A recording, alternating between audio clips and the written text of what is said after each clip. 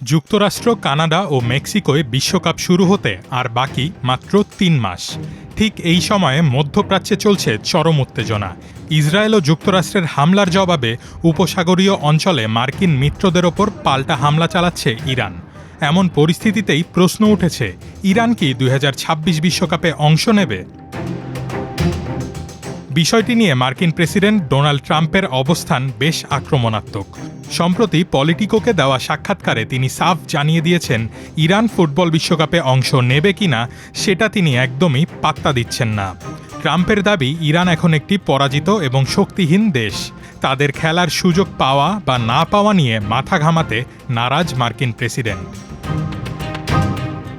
এদিকে টানা চতুর্থবারের মতো বিশ্বকাপে খেলার যোগ্যতা অর্জন করলেও অংশগ্রহণের বিষয়ে সংশয় প্রকাশ করেছেন ইরানের ফুটবল ফেডারেশন প্রধান মেহেদি তাজ। তিনি জানিয়েছেন, মার্কিন হামলায় মাতৃভূমি ক্ষতবিক্ষত হওয়ার পর বিশ্বকাপের দিকে তাকিয়ে থাকা বা আশাবাদী হওয়া কঠিন। এ বিষয়ে চূড়ান্ত সিদ্ধান্ত নেবেন দেশটির ক্রীড়া সংশ্লিষ্ট নীতি নির্ধারকরা। বিশ্বকাপে গ্রুপ জিতে থাকা ইরানের প্রথম ম্যাচ হওয়ার কথা রয়েছে ১৫ জুন যুক্তরাষ্ট্রের ক্যালিফোর্নিয়ায় নিউজিল্যান্ডের বিপক্ষে।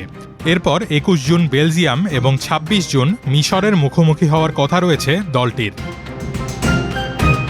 গত বছর পারমাণবিক স্থাপনায় হামলার পরও দেশটি পিছু হটেনি।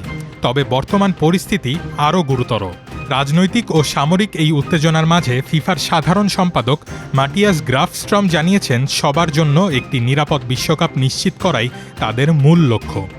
১১ জুন থেকে ১৯ জুলাই পর্যন্ত অনুষ্ঠেয় এই মহাযজ্ঞে শেষ পর্যন্ত ইরান মাঠে নামে কিনা তার উত্তর সময়ের হাতে।